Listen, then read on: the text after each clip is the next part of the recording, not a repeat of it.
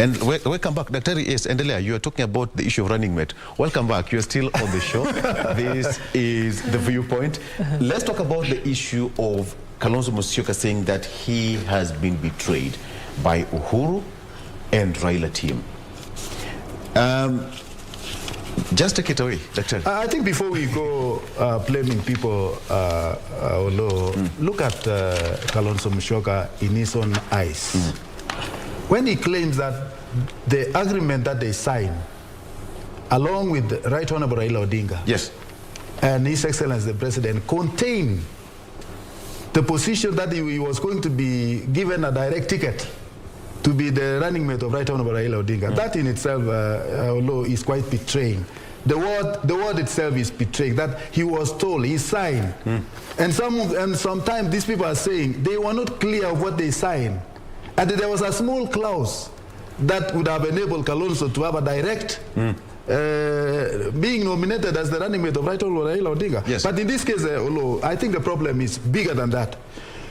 Look at the utterances, yes, of Charity Ngilu, Mutua, Kibwana. When Kalonzo decided to come to join Raila Odinga, they were not happy. They came up with all the claims and everything. And even they were, when you saw these women caucus that they met, Ngilu herself was in record saying, proposing Martha Karua to go for the slot. Now, what does that mean? Ngilu comes from the backyard of Kalonzo Musyoka, and Kalonzo Musyoka seems to be fighting as a lone ranger. He is not with the rest of the people from Ukambani. Is he a lone ranger? He could be a lone ranger, because who else is he with? The only person whom I've heard of is this Kalonzo Jr. He's actually supporting him. Who else? And if that is an indication to go by, it means that even Right Honorable Raila Odinga is already having a strong support. Yes. From the major part of the main people in Ukambani. Talk of Mutua, talk of Kibwana, talk of Charity Ngilu, and then who else? So what I'm saying, I think this issue of running mate should be left open. I know negotiations could be taking place behind the scene. That is very good. I just entertain that. But in this case, what we should be having in our minds, is that when we talk about the running mate, what is she or he bringing on board? Is it adding value to the race of the president? So when I'm talking about the president, I mean talk about Right Honorable Raila Odinga. If we say today Kalonzo is going to be his running mate, is Kalonzo going to add value in the number of votes that he's going to get? Now, if he will in any way decide that he will have Martha Karua, how many followers what value would Martha Karua bring on board? So those are some of the things that we must consider. We are not in a beauty contest. We are after adding value to the main person whom we are actually contesting with. Yes. So whoever you are going to have as a running mate must bring on board majority of those whom you need to to enable you to win in the presidential race. That is the bottom line. Nobert, yes, your point. Now, betrayal in the city, betrayal in the parties. Do I really call it betrayal? No, I think it's a matter of just consideration. Because whatever they signed, he says that he claims, let me call allegations, that they signed, he was supposed to be given a direct ticket for the DP position. What we as the people, or we, members of the Azimio group, one, is there such an agreement? I don't know. That is what he claims. Two, is there, we don't know the clauses that were there in that whatever they signed. Yes. So number two, that does not give him a direct ticket to that. Then we must consider his entrance point to Azimio group. Because as we're seeing, it happened as if he was being tuned to enter into Azimio. But it took a very long time. And he was amongst those people who, pointing fingers to, he's saying that I will not join Azimio group if not until certain needs are met for me. Which is quite, I think it's quite, let me say, it will take some bit of time for that to be considered, because at the end of the day, we bring also the aspect of value. What value does he have? Because we are speaking here, it's a matter of grooming Raila Odinga as the president. Yes. That is the end goal. That is our main primary goal, making Raila Odinga the president. The votes that he comes with, does he have votes? Does he have numbers? Does he have numbers? Because we are seeing even, his own people the likes of Ngilu, Mutua, and Kivutha Kibwana. They are controlling the Ukambani region. If they say, Ukambani to go west, the Ukambani will go. So he only has the likes of Kina Malombe, the likes of Mutula Kilonzo Jr., who might not quite be very vocal in terms of bringing value to the table. Number 3, let's consider the gender issue, the gender aspect of it.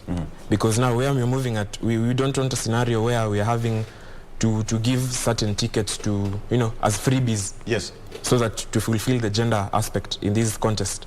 So let's consider that. So for me, it's not betrayal, it's a matter of just consideration of who brings value to the table at the end of the day. It's saying it's all about betrayal now. That is his words, but for me, no. It's not betrayal. It's a matter of consideration. What do you think about this, Katisya? Victor, thank you, and I've keenly listened to my senior Daktari and my brother Nobert. Yes. And clearly I can see where... Is Kalonzo being betrayed? In my opinion, Victor, of course, this is not Kalonzo speaking.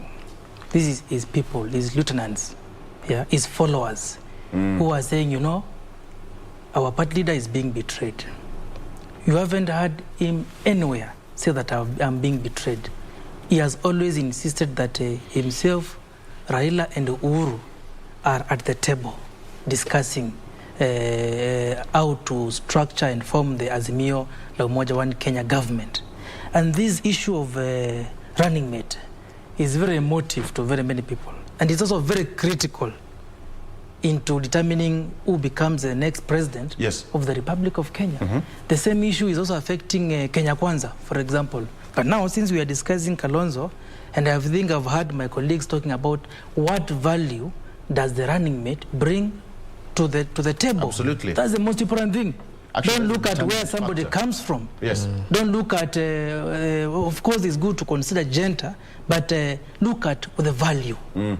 Look at, for example, the top contenders for Azimio running mate is Mheshimiwa Kalonzo and Mheshimiwa Martha Karua.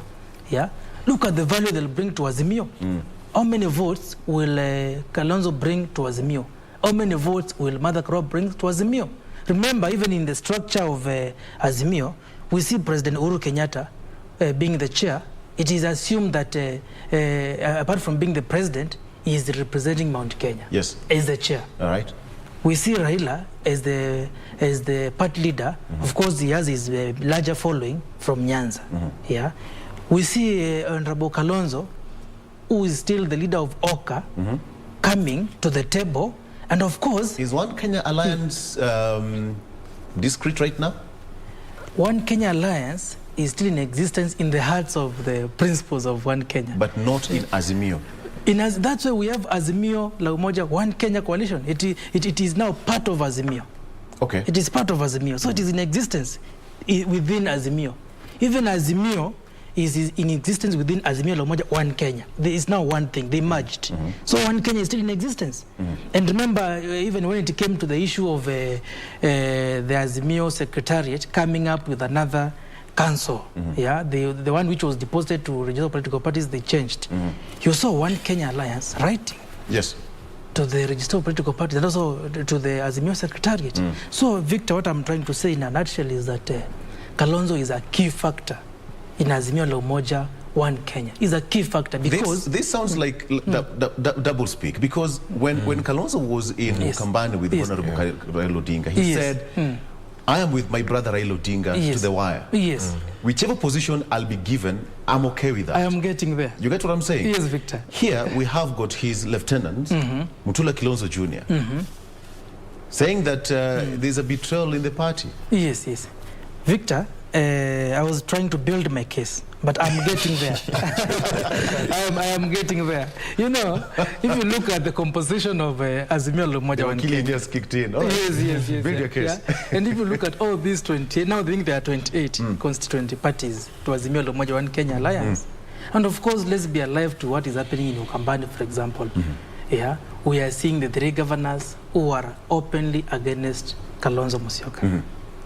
Politics is about interest. They have their own interest. Of course, Charity Ngilu knows if Kalonzo Musyoka is the Azimio la Umoja One Kenya running mate, he will have the political muscle even in his own Kitui backyard to make sure that all the leaders in Kitui, including the governor, are from Wiper. So if he is not, she still thinks she has a chance of becoming a governor of Kitui. We see Professor Kivoda Kibwana, who wants to become the senator of Makueni. He knows for sure if Wiper is there as number 2 in the structure, Honorable Manzo will take the seat. So he has to weaken Wiper by whatever means. Okay. And you know, you weaken a party by weakening the party leader. But I've heard Nobert talking about the 3 governors fully controlling the 3 Ukambani counties. That is not true. Even there's a reason why Raila and Uhuru had to convince Kalonzo to join them. Remember, one Kenya was also very determined to go to the ballot. We saw the sacrifice by Honorable Kalonzo. I think it's also high time that instead of the ODM and also these other parties who are opposed to Kalonzo attacking him, let them also see the value he's bringing to the party. He's a top diplomat. Yeah. He also has his own political strong voter base. More than 2 million votes is not a joke. Then why are we not seeing Honorable Kalonzo Musyoka coming out openly and telling his foot soldiers, hold on, this is the agreement we have? Why is he speaking through Mutula Kilonzo? It's Mutula Kilonzo Jr. who is speaking. Let me ask this Dr. this one. I know you'll not. I know. I will certainly respond after I think let me tell you, Odull, it is not wrong for Mutula Kilonzo Jr. to talk on behalf of the Wiper Party. Because he's a very strong, he's a powerful man. Is there something that you don't know about this agreement? He's a legal expert. Right. And he knows what he's doing. And let me tell you, if you have ever studied the politics of Mutula, this Junior, he's a shrewd man. He's somebody who is very particular in his aspiration. And he doesn't lie. I followed his utterances in most places. This is a guy who speaks the truth, always. So by speaking on behalf of Kalonzo Musyoka, I think there might be some he's better placed. And even let me tell you, he's briefed to all these agreements. Kalonzo never did it alone. Even though they are saying there were 3, His Excellency the President, Right Honorable Raila Odinga, and Kalonzo Musyoka. I mean, this Junior knows very well what was signed. And that is why he was somehow jittery at some point. But in this case, for the senator to speak on behalf of the Wiper, Kalonzo, I think he's rightly placed to do so. He's a legal expert. And let me tell you, as my brother said about the numbers that Kalonzo will come with, we are also comparing. You see, when you talk about those who are seated at the table, you talk about His Excellency the President, and you talk about the Mother Garo. His Excellency the President now is playing passive politics. He's not active because he's actually on exit. Now the person who is now anticipated to play very active politics, even she will ever become the deputy, the running mate of the His Excellency, Right Honorable Raila Odinga, is Mother Garua. But the question that we are holding today, as my brother said, what is she coming up with? How many people is she coming up with that will make or that will enable Right Honorable Raila Odinga to win the next election? So that is a basic question that we must ask. Because if Kalonzo is holding up the key to Raila's success, the same deputy president will still go back to Kalonzo Musyoka. I mean, those are some of the mathematics that these people must calculate.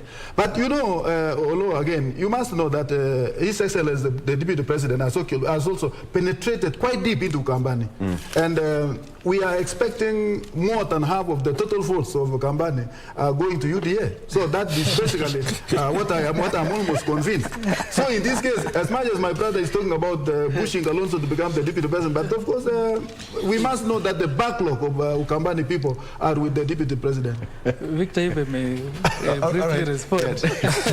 But Ukambani is 3/4 in UDA. It's about politics, and the people who will determine are the voters here. That's true. You know what happened? When you talk of betrayal, first of all, Kalonzo Musyoka, you said, took his sweet time to join Azimio. That's true.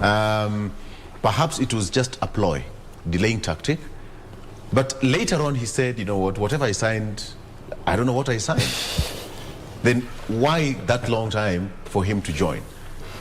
Okay, I think now he was trying to get a footing on where his interest will lie mostly, where he will have some bit of weight in changing, in benefiting politically. But at the same time, I'd say it's so sad to see a senior counsel say that he doesn't know what he signed. You know, as we know, Kalonzo Musyoka is a legal, legal practitioner, expert. So it's so sad for him to say that.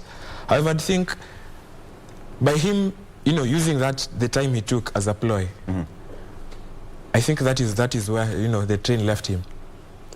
Because we'll see Oka shaping up very fast, Azimio also shaping up, thinking of, how can we come up together? How can we come together? By the time he's coming in, the train is far gone. So I think by this time, he has some feeling of entitlement because he thinks that he controls some bit of Ukambani, which I take a different opinion. So for me, I think the train left him. The train left him? Yes. Katisya is not happy about that sentiment. Yes, I am not. And I know, with all due respect, Nobert and Dr. Katisya is not amused. We must be realistic. But we have a next stage. We can still wait. We can still wait for him. Bored. We have to be realistic, Nobert and Dr. Yeah, and also know the dynamics of Kenyan politics. And to be honest, when people are politicizing some issues, like the issue of whether Kalonzo knew what he was signing, and I think people have deliberately decided to take him out of context for political reasons. Because I was there when he was making those statements. Yeah. Where? In an event in Sekuru, where he was launching a chapel. And he said, actually that was a day after signing the agreement. He said some people, some people, even his own Secretary General, because of the time, the little time which was there, were not even aware what they were signing. Some people were not even aware what they were signing. Him, of course, himself, Honorable Raila and President Uhuru, the three of them knew the document which they took to the SGs to sign. Even Sifuna himself, the SG ODM, he did not know what he was signing. But of course, he trusted his party leader that this document is good. Yeah, and he signed. So people have said to take him out of context politically, but it's okay. Yeah, but the issue of whether he's not able to bring numbers to Azimio, if for sure, and as a Kenyan, who comes from Kitui, and I have a vote. If for sure Azimio thinks Kalonzo will not bring anything to the table, let them tell him to go, and he will go. Some rude ODM and other people are rudely telling Kalonzo, no, you have no other option. You can't go anywhere. People should know that this is politics. And Kalonzo has an option. Whether they give him, and of course the issue of running mate, himself, he even said that he sacrificed to support Raila, to make sure that Raila becomes the president, because according to him, he thinks Raila will make a better president than William Ruto. He sacrificed. What if he doesn't get that seat? Let me say something. Let me answer that question because it has been. Let me answer before you. I think what I'm foreseeing, Olo, about the lack of decision by the Kalonzo himself. I believe he knows what he's saying. I don't want to believe the fact that this is just he knows what he's saying. But what is actually worrying me, Olo, if you know what you sign, because he has also bear witness that he was not all alone. He signed that in the presence of His Excellency the President. He signed also in the presence of Right Honorable Raila Odinga. And if he is actually convinced that he signed the same thing, why is he worried? Why all these shenanigans up and down as if things never worked according to the agreement that they signed? Why is it? Why? I mean, because I'm becoming a little bit uncomfortable or low, because the people who signed the agreement are very, very senior citizens of this country. You talk of His Excellency the President, you talk about Right Honorable Raila Odinga, and then the whole thing was actually deposited at the registrar parties of the agreement that they agreed. Now, why is he worried that that thing may not be considered? Why is he worried? Number two, let me also ask you. Because there are these things that I think Alonso, I'm saying Alonso, he must be very right.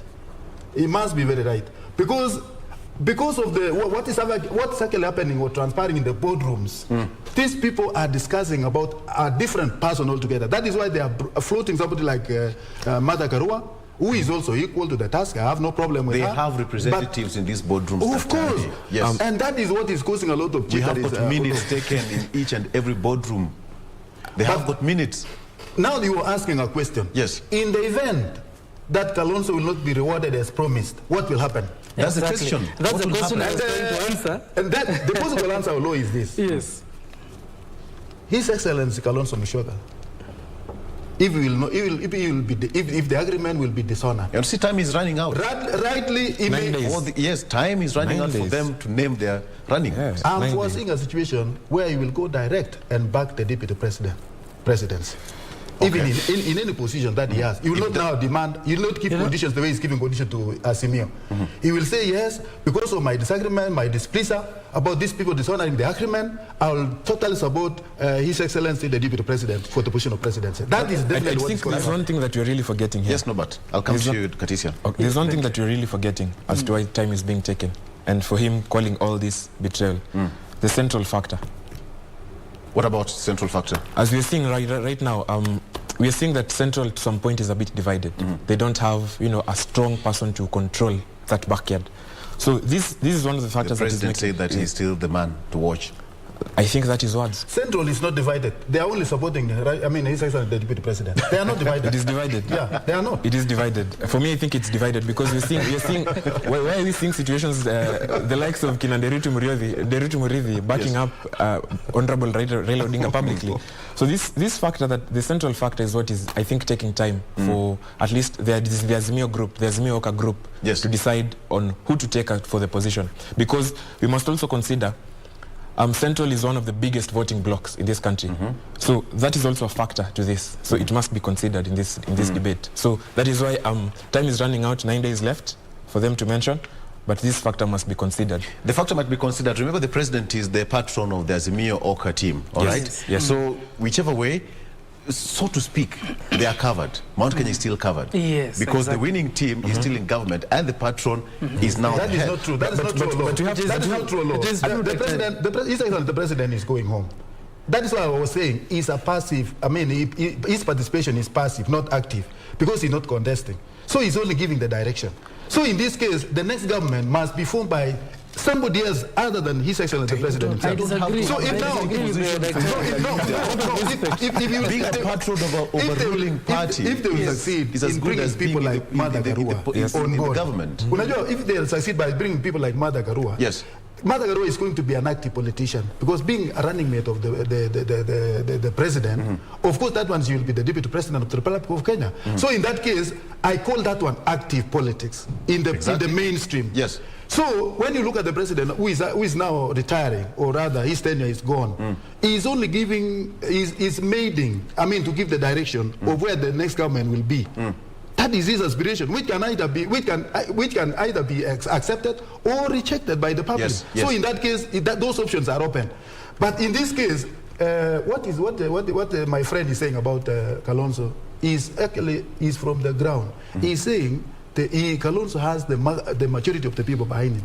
I don't know, but why Ngilu is jittery, why Mutua is jittery, and Mutgifuta Gibwana about the coming up of Kalonzo Musyoka as the deputy president, I don't know. We don't know. We are yet to know. But of course, it would qualify the fact that my brother is saying they are divided. So Mount Kenya is not divided, but the Ukambani is divided. I think my brother can prove that. Victor, You have got a lot of... and I think you'll give me some extra time to respond to these issues. And there are three issues I'll respond to. Starting issue right number now. one Yes. is why is Kalonzo worried?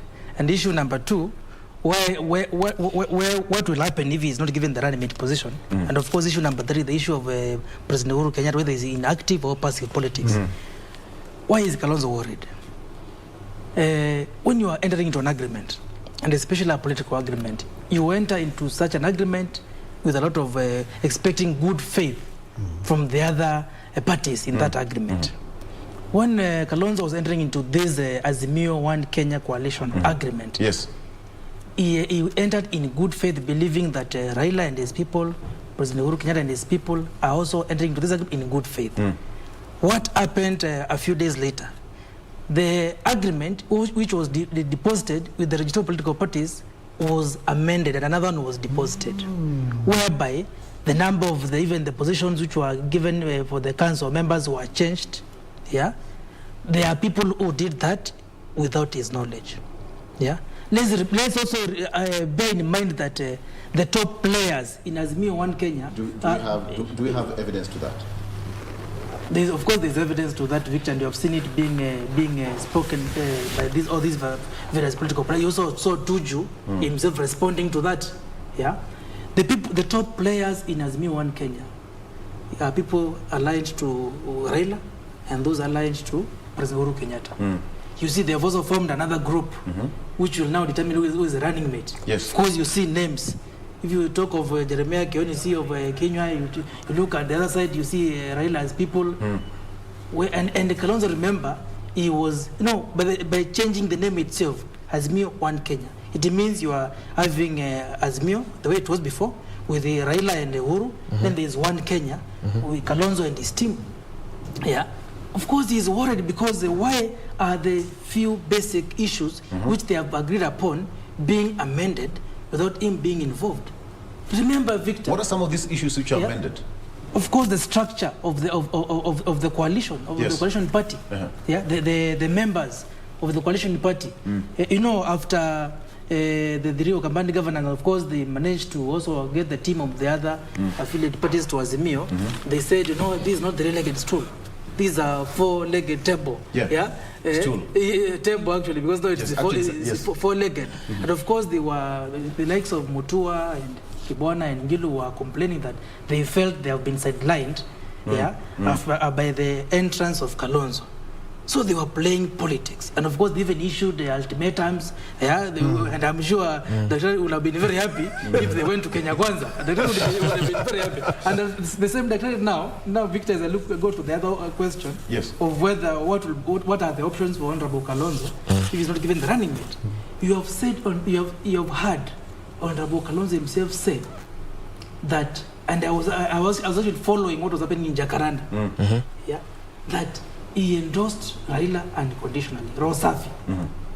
Those are the words he used.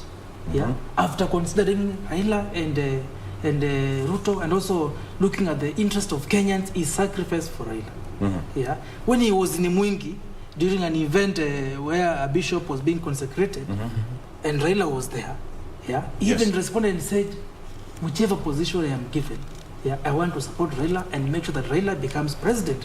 But of course, let's also give his people a chance, to fight for him. Even Raila's people. So what if he doesn't get that position his lieutenants are fighting for? Of course, it is not over until it is over, Victor. These people are fighting for their party leader. 9 days to go. No, 9 days, even 1 day can make even 1 hour can make a difference. It is not over until it is over, Victor. These people have a right to fight for their party leader. That is the ideology of the party. Wiper One Kenya, Wiper is a party. They have to make sure that their person is there.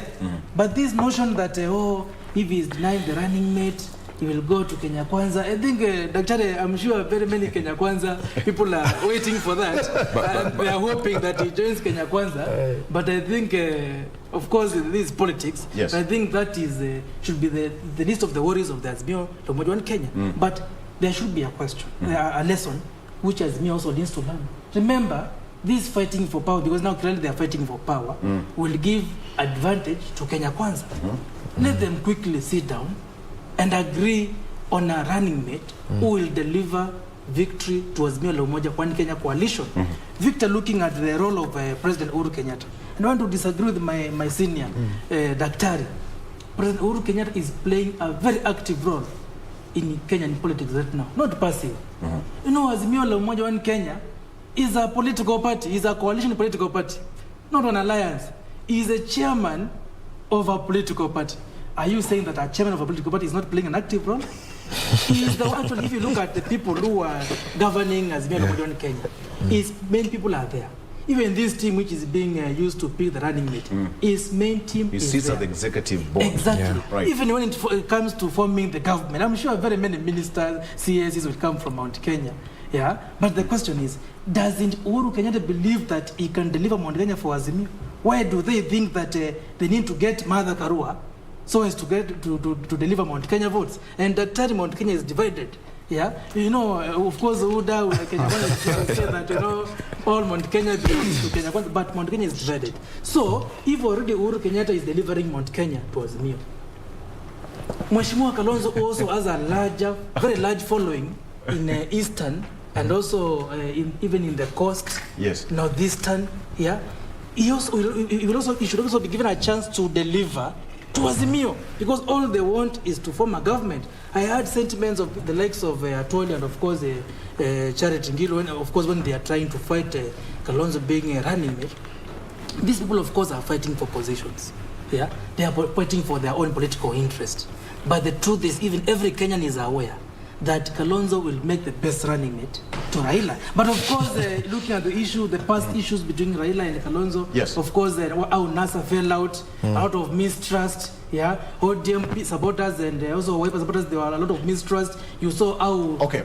You know one funny thing, let me just put this question this way. All right, so when One Kenya Alliance came to Azimio, we've never had Honorable Gideon Moi giving ultimatums. We've never had... All other, chiefs giving ultimatums. It's only Honorable Kalonzo Musyoka. You are forgetting that Honorable Kalonzo Musyoka is the leader of One Kenya Alliance. Yes, is the leader who makes a statement, and of course Kalonzo has never given Azimio as a team. Yes, but which means they should be having a common demand from Azimio wing. Yes. But why him alone? But even in Kenya Kwanza, do you see Mudavadi, for example, and Wetangula and all the other parties who joined Kenya Kwanza having who is the spokesperson of Kenya Kwanza mostly? It is the the president who is the party leader, who is always speaking on behalf of Kenya Kwanza mostly. So Kalonzo is speaking on behalf of One Kenya. Have you heard Gideon Moi contradicting Honorable Kalonzo? Have you heard? No. Exactly. So he's speaking on behalf of Gideon Moi and all other One Kenya Alliance parties. Somebody saying that Kalonzo Musyoka is going to rock the boat. Dr. No. Let me tell you, the formation of the Kenya Kwanza, as it was, it was meant to do, a stronger bargaining power in entering into, in forming a bigger coalition like Azimio. Yes. So actually, the basis of coming together was to form a strong bargaining power, so that they can now demand what they are demanding now, the position of the deputy president. Yes. So in fact, what Kalonzo is demanding is actually what the Kenya Kwanza was actually, was eyeing from the very beginning. And in this case, what Kalonzo is reading is the previous mistrust. The way they were, the very mistrust that broke the NASA as a team is what Kalonzo is still reading. He's still reading the mischief in the whole process. So in this case, for him to trust that the process was, because after signing, I could not see the reason why he should be worried. So there are so many things that are playing in Olo, the interest. Now that Azimio, something that they were fighting for, is now in existence, and the direction is already visible. So whatever these people are doing now, they only wanted Kalonzo to give them the company, which of course they already have. And of course, that was a way of disarming Kalonzo. Yes. So the Kalonzo is already disarmed. He cannot run anywhere. Even if he runs, he's all alone. Are you getting what I'm saying? Because already Mutua is there, already Ngilu is there, already Kibwana is there. So the backlog of Ukambani is with him. Even though Kalonzo refuted in one of the charges recently that I don't need this type of tribalism, that I'm beyond the tribe, that he has also translated to other places in the Republic of Kenya, that he has elected positions in most of the places that my brother has actually said. And of course, this issue of tribe is what Kalonzo hates. Yes. I overheard him actually talking loudly that these things I should not be tucked into a tribal, gagoon. But basically, what we are actually saying in playing in Mount Kenya region, it is not about the division. Mount Kenya has actually divided. Has actually decided. The only problem that is there is that these people feel that they are entitled to have a slot, the second slot, the number 2 position. Yes. They have that stake. Because that is what is also the UDA, that is what the people, UDA membership is actually pushing Ruto to get somebody from Mount Kenya. So it is not all, it's not about Mount Kenya alone. I will just ask you this question now, all right? So over the weekend, actually so on Monday, they fronted Martha Karua as the running mate, the Women League, and they said, we believe in Honorable Martha Karua to take that position. So what if Martha Karua is picked, and why now Martha Karua is being picked? What I expected all along, the big fighter who has been fighting for Right Honorable Raila Odinga has been Ngilu. And when I saw Ngilu the other day proposing Martha Karua as the running mate of Right Honorable Raila Odinga, I wonder where she failed. Because she has been at the forefront supporting Right Honorable Raila. And if I was to be asked in about a month or two, yes, I would have said Ngilu is actually the one who can fit to be the deputy, to deputize Right Honorable Raila Odinga. Yes. Because she has been a strong person. And if the Kamba people and the likes were actually after the number 2 position, they should also be pushing Ngilu. But the other day, Ngilu seems to have abdicated. I mean, she seems to have actually the idea of running mate is not in her mind anymore. And that is why she's coming out with Martha Karua. But of course, you don't have to forget, Odull, that these people are fighting for the gender equality. Yes. So they are pushing this lady because they found it to be more, favorable. To bull Mount Kenya, because they think that the backyard of Bukambani is already safe with the Ngilu, the reliance of Kibuta Kibwana and all those. So we need to have somebody from Mount Kenya who will bring more votes, and that will form actually a strong team to make Raila win. And that is actually the strategy. So it is not about being very competent. It's about who will bring who. It's about who will bring who. Yes. No, but you know what happens in this situation? Because I'm still asking this. Honorable Martha Karua was fronted, and the women leaders came out and said the only lady who has all the chances and all the probabilities of being a running mate is Honorable Martha Karua. Yes. Somebody would argue this was meant to stir up the whole matrix of who is going to be the running mate. So you have got Honorable Kalonzo Musyoka on this end, and you're dangling Honorable Martha Karua on this end, and you are Raila Odinga. It must be a very hard point for you to be a Raila Odinga right now. That is very true, because we must agree we must all agree to one point, one yes. thing, that in politics you have to show A, card A, then you pull B, so that we confuse. And there is that hidden one.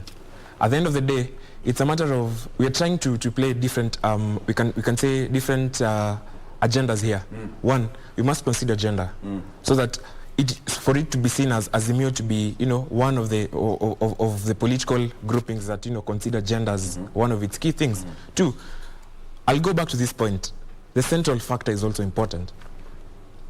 Also, we saw the Women League fronting Martha Karua as their candidate. Yes. But we must also see that Peter Kenneth might also be in the picture of that from Central. So it's a matter of trying to disarm Kenya Kwanza in terms of not fronting, not showing the card that Azimio will play on the deputy president position, so that to stir up everything that Kenya Kwanza thinks, so that at the end of the day, when they pull the card, yes, it already disarms Kenya Kwanza. So yes, it might be a stir-up for me. Must be a stir-up. Yes. We are running out of time, so let me get your closing yes. remarks at this particular point, Katisya, because number one, so a day has come, yes, and people are sitting, the country is watching, and Kalonzo's name is not there as a running mate. What next? A minute after that. yes. First of all, I will respond to the issue of how the likes of Ngilu and these women, yes, League of Azimio, came together and proposed Martha Karua. Yes. Honorable Martha Karua is a senior counsel.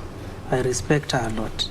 But Daktari was very right by asking, why didn't Ngilu support Martha Karua? And clearly, Ngilu has a more national appeal, according to many people, than Karua. It is political. Number one, Ngilu knows that she has no numbers, even from her own county, where if she vies now as a governor, she will lose. She knows she has no numbers, and that's why she shied away from proposing herself as a running mate. The other issue is tribalism, because they know the preferred person as running mate by many people in those structures is from Mount Kenya. They said, why can't we put Martha Karua there? The issue of gender is just being misused. We all know that between Honorable Martha Karua and Honorable Peter Kenneth, putting gender aside, Peter Kenneth would have brought more votes to Raila than Martha Karua. Looking at how how she lost in Kirinyaga County.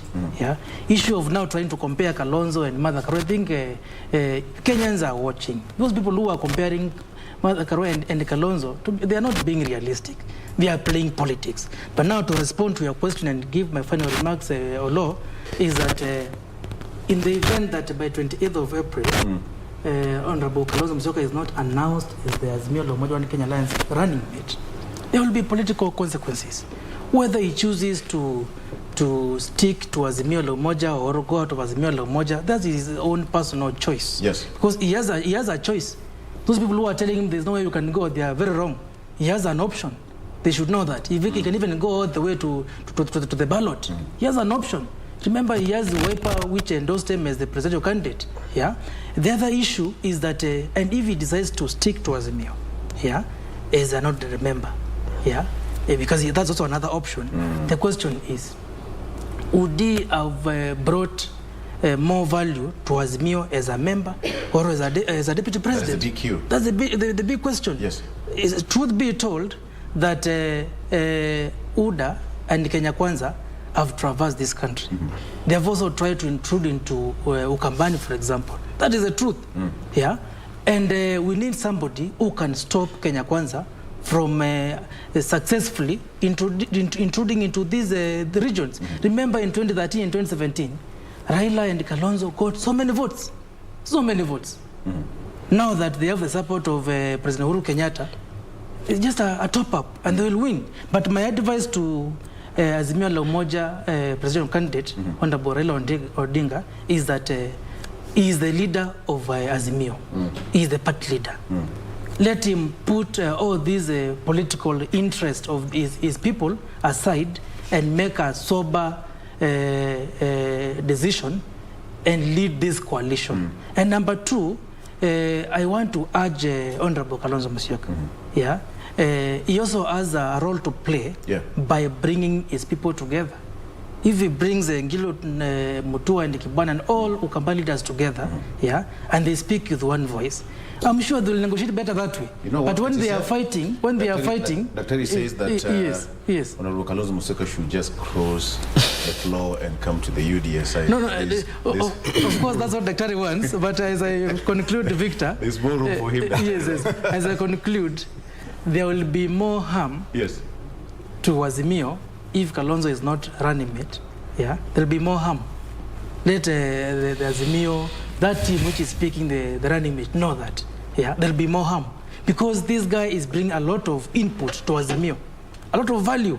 He can bring votes on his own. He has once voted as a president. He was number 3 with so many votes. Yeah, he has once brought so many votes to Raila. So he is more valuable compared to these other people. But of course, the decision, as many people have said, lies with the presidential candidate. You know, Raila will choose. No, I'm the presidential candidate. Allow me to choose my own running mate. Yeah, of course they have their own history. Yeah, they have had conflicts before. Yeah, especially in the NASA fallout. Yeah, of course they are mature politicians. Okay. I'm sure Raila will grow from there and manage his team and be able to make good leadership for Azimio One Kenya coalition. Thank you. Thank you so much. You know, thank gentlemen, I'm told we are running out of time. Of course, we are eating into another segment. Promise me that we'll be back here next week so that we can, you know, time is running and in the next 9 days, Honorable Raila Odinga will be flying out of the country on 21st, and once he'll be back, then a lot of political realignment will also take place. Just a quick update is that we have in Kisumu County, Professor Tom Ojienda will fly that ODM Senate ticket, and Ruth Odinga has clinched that woman representative ticket in just concluded Kisumu County nominations. And one funny thing, only 12 MCS out of the 35 retain their seats. Something we are talking about, that most of these people have been voted out. So we all agree that Kenyans are now voting out leaders. It's all about manifesto and ideas. All right, gentlemen, thank you so much. You'll be speaking to Kevin Katisya as senior counsel, so to speak. Aspiring. Aspiring. All right. And that is our Wakili, Kevin Katisya, and of course, Nobert Odull is joining us for the first time. Thank you so much for joining us. He's international relations student with a lot of focus on politics. Thank you so much for joining us. Of course, Daktari here, Thank you so much. Dr. Rotich, always having you on the show is a pleasure. Gentlemen, Thank you. tuendeni tukunywe chai sasa, ndio? Asante. Tumemaliza hii kazi. Thank you so much for watching. Bye-bye. Thank you so much. All right.